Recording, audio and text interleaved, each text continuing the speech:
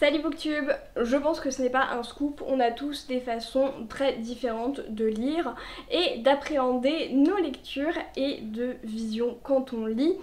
Et je ne sais pas si vous êtes plutôt team trouver à chaque fois qui a fait le coup dans les policiers ou si vous êtes team le moindre plot twist vous choque, mais je voulais parler des différents types de lecture parce que on fait souvent la distinction entre lecture passive et active, mais je voudrais en rajouter un troisième et refaire un peu le point sur lecture passive, active, etc. pour celles et ceux pour qui ces notions sont un peu plus obscures.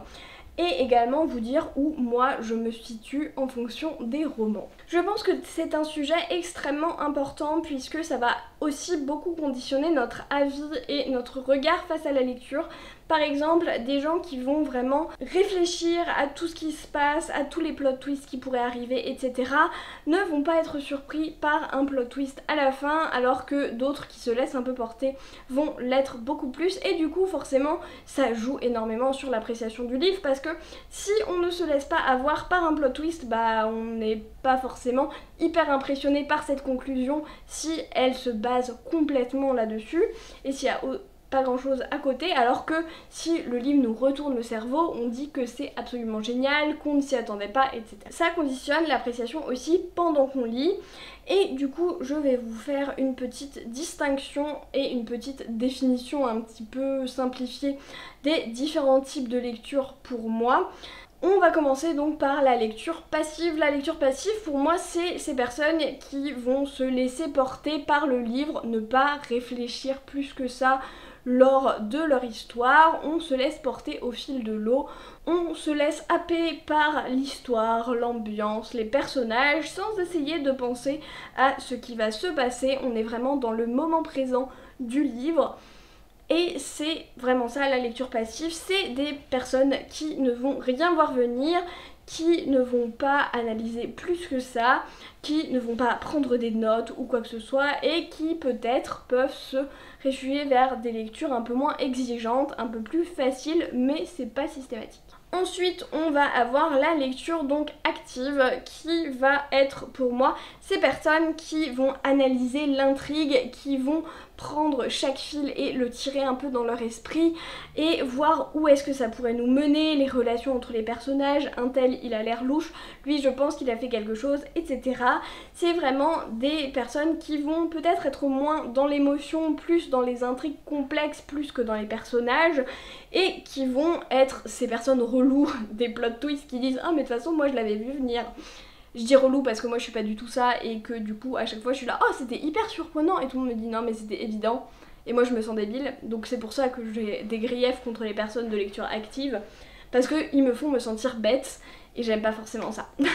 Typiquement c'est vraiment des personnes qui vont aimer lire des policiers pour essayer de comprendre qui a fait le truc,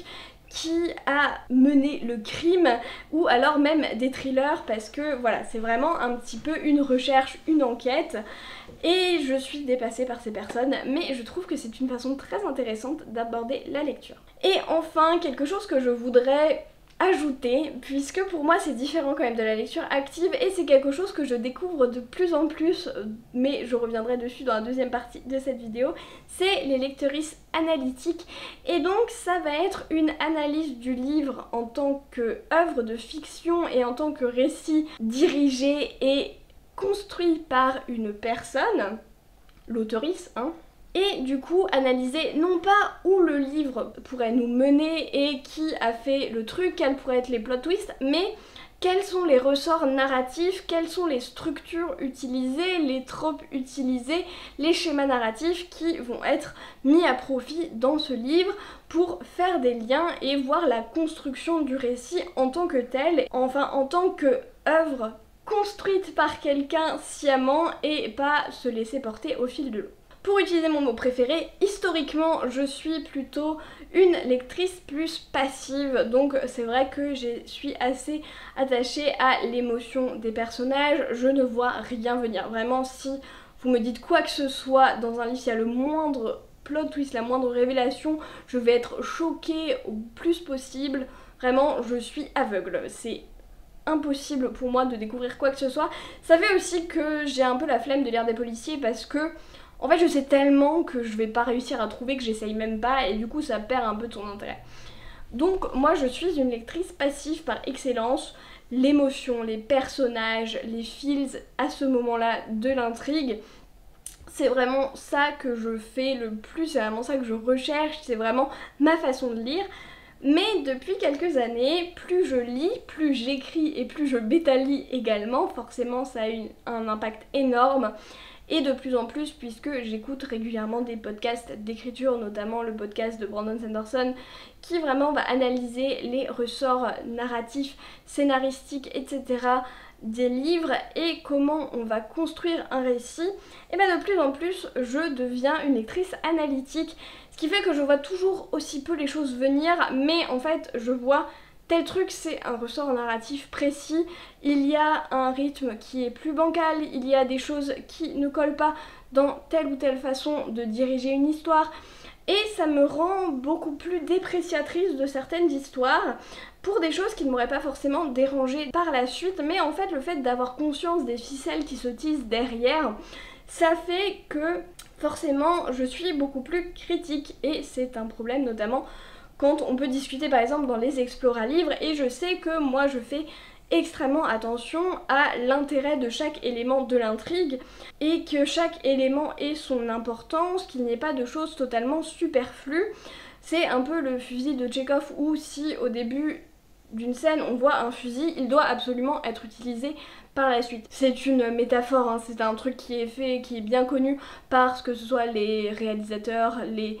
scénaristes, etc. hein, c'est connu partout. Et du coup moi c'est vrai que je suis très attentive à ça. Je sais que ça dérange moins certaines autres personnes et c'est source de débats existentiels et nombreux avec Pénélope notamment, mais je vois toujours en fait le côté personne qui tire les ficelles derrière et personne qui va construire l'histoire. Si ce n'est que arpenter la vie de quelqu'un en temps réel sans qu'il y ait aucun objectif plus grand que la personne, je peux comprendre que certaines choses ne servent à rien, on a tous des choses qui servent à rien dans nos vies, mais sauf que là c'est pas le cas, en fait c'est un récit et à mon sens tout doit avoir une pertinence parce que c'est la personne qui l'a placé à cet endroit-là de façon responsable et de façon réfléchie, et si ça n'a pas de sens, on se pose un peu la question de la pertinence de l'histoire. Et c'est vraiment ça pour moi qui est l'essence même de l'analytique, c'est les personnes reloues. Moi par exemple, on est tous ces personnes reloues qui disent que oui c'est bien mais bon quand même quoi. Vous voyez, je pense que si vous regardez pas mal les débats notamment pour les Explora-livres, les lives, ou si vous regardez même mes vidéos, vous avez dû le remarquer, et évidemment plus je me renseigne sur l'art de création de l'histoire, sur l'art de l'écriture, sur tout ça, forcément plus je suis tatillonne sur le sujet et plus je suis relou en fait. Hein. Et donc ça va causer de plus en plus de débats, j'imagine. Parfois j'aimerais énormément revenir à ma lecture passive parce que je pense que j'appréciais beaucoup plus les livres. Hein. Je pense que le ou la lectrice passive est vraiment la personne qui apprécie le plus les livres de façon universelle, on va dire. Sans vraiment remettre en cause les choses. Je pense que le ou la lectrice active a peut-être plus de risques de tomber dans le la fin était prévisible et du coup de voir le livre en fait complètement gâché par une fin qui n'était pas à la hauteur. Je pense que c'est aussi beaucoup le risque, et donc c'est un problème aussi je pense de la lecture active, c'est qu'on peut apprécier tout au long un livre et en fait être déçu à la fin, alors que pour la lecture analytique on est aussi chiant que les lectrices actives, mais on va peut-être voir les choses plus en amont, et donc moi je suis team abandon de livre, et donc peut-être abandonner et ne pas se retrouver déçu juste à la fin. Voilà, ce n'est que ma vision des choses, je sais pas si vous êtes d'accord, si vous partagez mon sentiment, n'hésitez pas à me dire quelle lectrice vous êtes en commentaire. C'était une petite discussion existentielle, ce sera une vidéo qui sera pas très longue globalement, mais ça fait du bien de temps en temps. N'hésitez pas encore une fois à me partager qui vous êtes en commentaire. Et en attendant, on arrête tous de procrastiner, on va prendre un livre et moi je vous dis à la prochaine.